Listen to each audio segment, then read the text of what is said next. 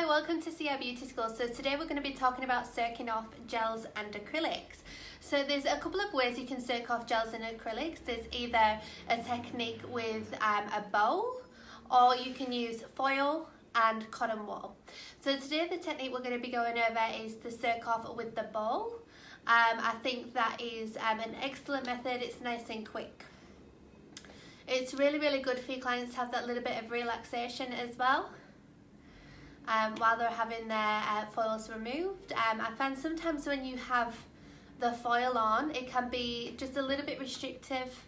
You know, if your client goes to the bathroom as well, you'll find one will fall off here and there, whereas this is just a nice, simple, easy way to do a removal. So the main things that you need is a nail file. You also need a cuticle pusher. You also need a really good moisturiser. So we absolutely love the Elemis Pure Collagen hand moisturiser, and you also need a really good cuticle oil as well. One thing that you need to remember about soaking off any gels or acrylics, it does really dry out the nail bed and the skin around the hands and the nails. So as duty of care to your client, it's up to you to maintain that moisture. Okay, so we've got our acetone here. We just pop a little bit in the bowl, not too much. Make sure you never use silver aluminium bowls. It needs to be similar to this one, or a glass bowl. You can also increase the timing of the process by putting a bowl of hot water just underneath, and then resting the acetone bowl just on the top. Like when you're melting chocolate, it just heats up the acetone a little bit more than just room temperature, and just speeds the process. Once you've got everything ready, your client then puts her hands in. You can do one hand at a time or both. I think for time management it's great to do both. And then literally just pop a towel just over the top. So remember, with duty of care and workplace health and safety, we always need to make sure that when we're using chemicals, we need to keep the scent at a minimum for the client. You know, you never know that your client might have asthma or some chest conditions where, you know, things with a high scent like acetone or acrylic can actually set off and tighten the chest. So just be very mindful for your client, and just pop a towel over just to make it a lot more comfortable, because she's going to be waiting there for some time. So I'm going to soak both of my nails off just to show you, so I might just speed this process up a little bit, and then when we're done I'll show you how they're getting along. So you can see we've got some that are starting to flake off more than others.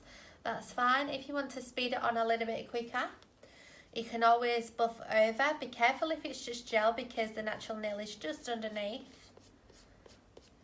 But definitely if you're removing acrylics completely, it's a really good idea to give them a really good buff over with a file before you pop them into soak.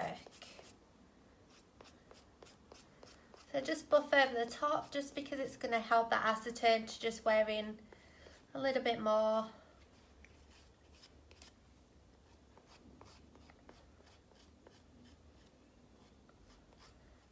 Being really careful not to catch the natural nail. And then just pop those back into soak. They'll probably need about another 10-15 minutes.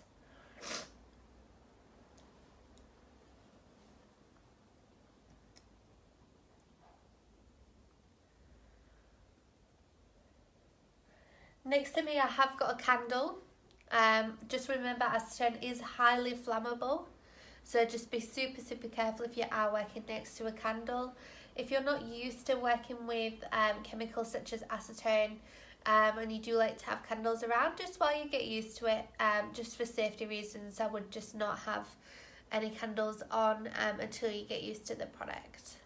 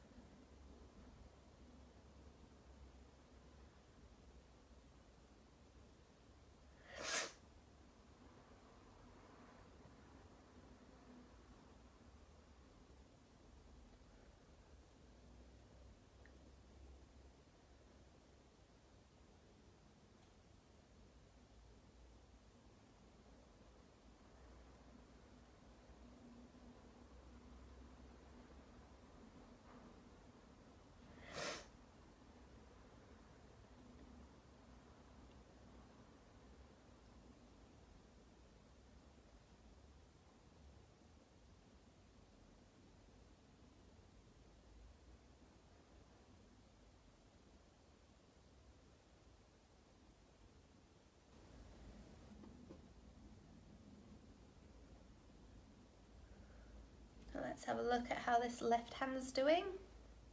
Yep, so you can see it's starting to wear away just that little bit. When it starts to tug like this, you can see it's still adhered to the natural nail.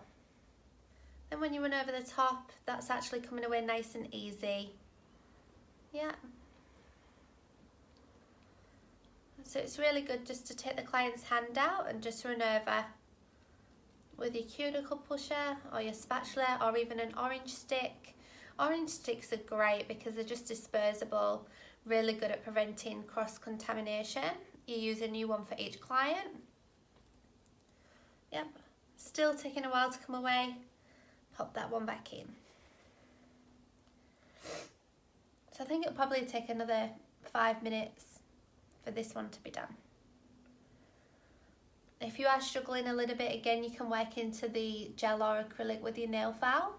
But always use a nail file that's a little bit old. Try not to use a new one just because it will take that abrasiveness off the nail file to an extent. So just bear that in mind if you are going to use your file during the removal process. In between your acetone search, just make sure it's a little bit of an older file.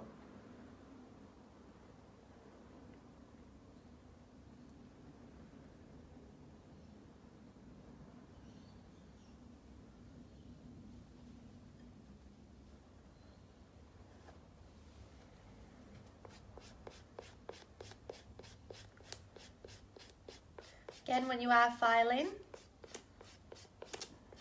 try not to catch the natural nail bed. If the client does feel any burning sensations, that means you are in fact filing into the nail bed, which will actually thin the nail plate and cause damage. So really make sure you just be nice and delicate actually on the top of that gel.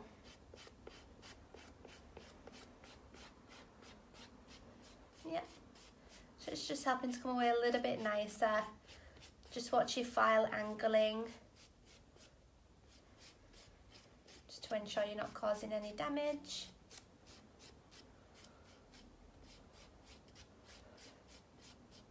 Yeah, and then back into circ. So it will just help you to speed up the process a little bit by filing.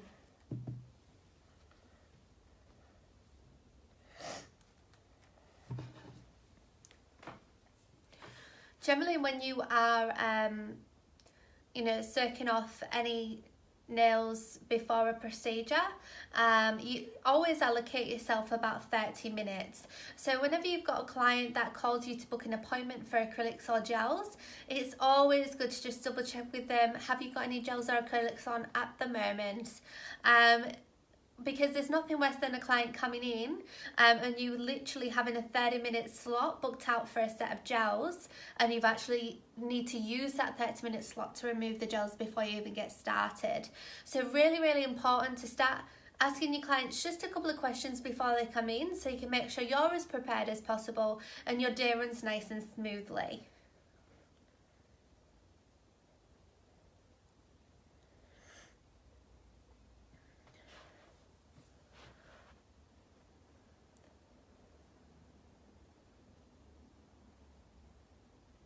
Obviously, if you're doing a gel manicure and a gel pedicure, whilst you're doing the manicure, you can have the toes in soak, so that, by the time you get down to the feet, they're ready for you to just do a reapplication. So you never need to book out 2 half-an-hour slots for the hand and feet. Just book out 1 half-an-hour slot for the hands, remove the hands, then pop the feet into soak. And then you can do your manicure while the gels are soaking off on the toes, and then move straight onto your gel pedicure. A really good tip for time management.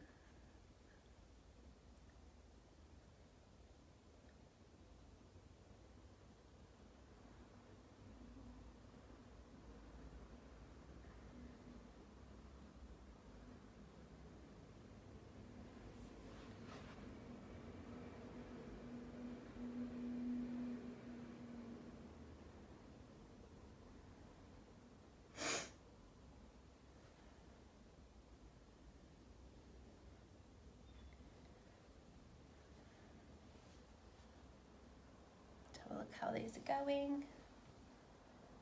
Yeah, so that's coming off really nicely now. So just doing that little bit of filing just makes such a difference. It just helps to break down that gel.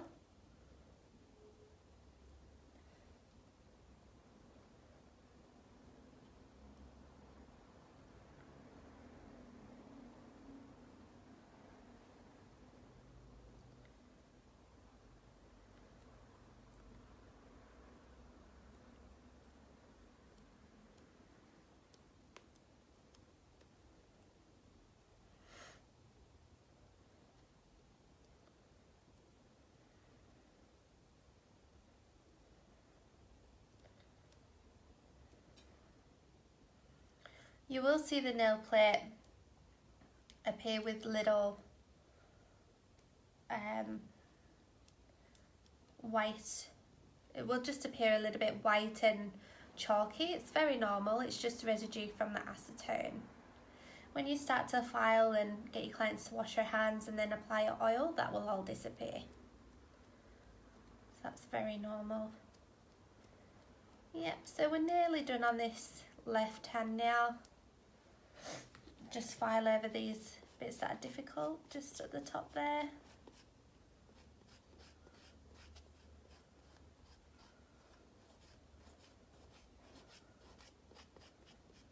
Yep, and just pop that in for probably 1 more minute.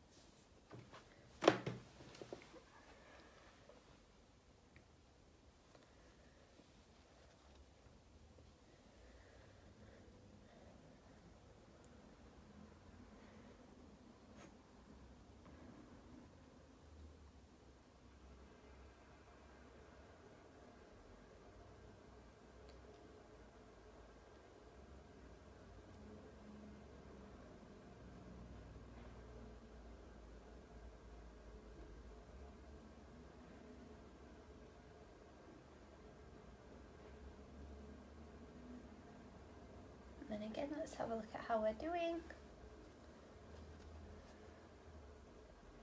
It's really good to use the bowl to get your gel that you're removing to just go straight in there. It just keeps your area a little bit cleaner, a little bit tidier.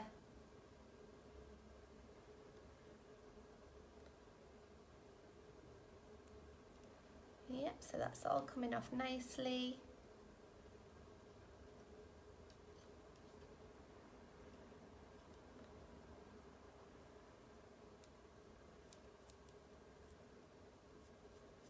It's a lot easier to do it on clients than it is on yourself.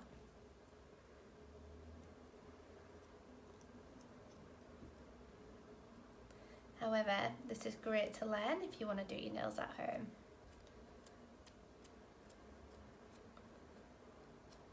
Some of you might not like the salon prices, or you might just enjoy doing your nails at home. It is very therapeutic.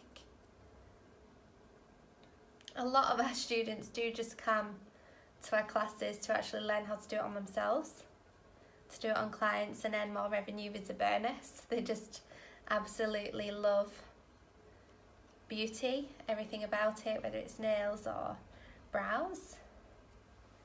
Okay, perfect. So once that's done, it's really important never to throw this down the sink. If this goes into contact with cold water,